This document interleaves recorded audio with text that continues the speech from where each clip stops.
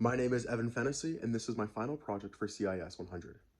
I have had a lot of successes this past semester. The one I believe is most significant, however, is me going to an out-of-state school where I knew almost no one and thriving.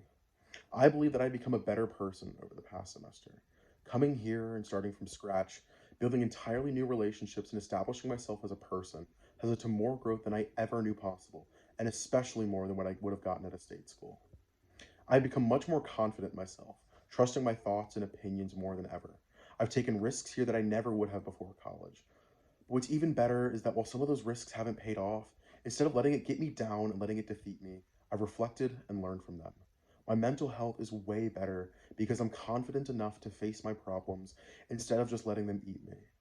I've become overall happier. This has also led to me becoming much more secure in my relationships, both at home and here. My relationships with my friends back home was very complicated. We had all been best friends for years, and our families were very close. Over the past year, and especially last summer, they had not been treating me very well. They would all hang out without me, lie to me, and many other things. I would bring this up to them and would either get gaslighted or ignored by them. I also had a very difficult time establishing a sense of identity within our friend group. The person I was closest with was a very good looking, very popular baseball player, and we shared almost all of the same friends. However, for many different reasons, when we would hang out with them, I felt like they were his friends and I was more of an attachment or an accessory to him. This made me feel very insecure. And for all of these reasons, it made it very difficult for me to separate myself from them because it might cost me all of my other friends and possibly hurt my parents' closest relationships. However, coming to Alabama has helped me so much. By building my own circle of friends that genuinely enjoy being with me, it has removed all of those insecurities. Plus, by having distance between me and my friends, it has allowed our friendship to heal, and we are all super excited to see each other this break. While being here, I have learned so much about the world and how to live my life. Because of the lack of assistance I have up here, I've become very independent. My well-being and future are entirely up to me.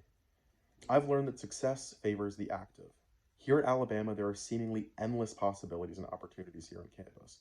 But when you mix that with large amounts of free time and the amount of distractions available, it becomes so easy to let the days and weeks just slip by, and before you know it, you're all out of options. It is taking some time to implement this ideology and get over my previous bad habits, but I've made huge steps forward and don't plan on stopping. I procrastinate way less, I start planning ahead, and start thinking about possible obstacles I may have in my success. My time here at Alabama has been amazing, but it hasn't been all sunshine and rainbows. A lot of the growth I've done here is not without learning, is not without hardship. A very wise friend once told me, a life without hardship is a life without growth. And how much value does a life without growth hold? My main two struggles this semester have been pledgeship and the loss of my grandmother. While talking about pledgeship is both a little taboo and pretty corny, it was definitely important to me and helped me grow a lot. Pledgeship is designed to be difficult. You are on call 24/7, and in lots of ways, you lose your sense of agency. You don't get to choose what you wear, when you go to sleep, or when you wake up. You're expected to give 100% with everything you do, but no how great of a job you do, you still messed up, and you're still the worst person on the planet.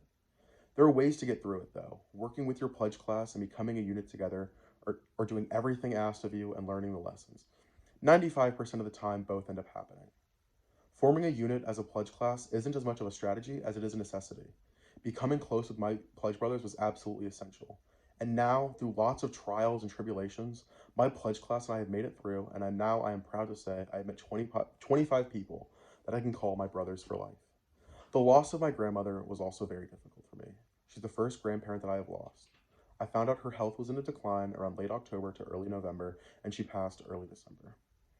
For a few weeks, I was seriously struggling, asking myself a lot of very big questions. But by asking for help and leaning on those who cared for me, I got through it. I came to terms with the situation and understood the reality of her death. Losing a loved one is never easy, but it's something we all must go through. Over the past few weeks, I have reflected on my life and asked myself what lessons I can learn from it. Through her, I saw the importance of respect and tolerance for others, building a strong community around yourself, and being there for the people that matter most. I believe that by living through these lessons, I can honor her and her legacy. My favorite class topic from this year was the discussion we had on relationships. I remember the class being very open and engaged, with lots of people sharing their thoughts and opinions. I learned a lot about my fellow classmates and their perspectives. I also thought it brought the class closer together. People were very honest about their life experiences, and I think that vulnerability really paid off. Lastly, it really humanized a lot of people both here on campus and in that class. With a school so big, you almost forget that everyone has their own story, and seeing that in a class has really humanized a lot of things for me. My main goal for next semester is to continue the growth that I have had this semester, mainly academically. This semester, I did something I never did in high school: try. The past 4 years, I just coasted most of the time. I would do well because I would learn and do my work, but I wouldn't push myself to go the extra mile and do my absolute best. I just didn't perform to my potential. It took a while for me to adjust to college and the style of work, but once I did, I saw massive success. I found that even with minimal effort, I'm smart enough to achieve at the highest level. My goals for how to improve next semester is to not procrastinate as much and to hold myself accountable with a tighter work regimen. I specifically built my schedule to prevent myself from wasting time. One problem I may have is a lot of the time is I do lack the discipline and self-control to make large-scale changes. But next semester, I will be graceful with myself and understand that this change will take time. The changes I want to make won't be a giant one, but a series of smaller ones. My advice for an incoming freshman would first to be to meet as many people as possible. There are way too many people at this school to be by yourself. Your lifelong friends await you just outside your dorm room. Next is to find something to get involved with and give them everything you've got. There are hundreds of different organizations here on campus, and you are guaranteed to find one that interests you. And through them, you can meet people and have experiences like no other. Lastly, I would tell them to push your boundaries. The scope of your life has just expanded. New experiences and opportunities are everywhere. If you look hard enough, you will find what you want. Thank you.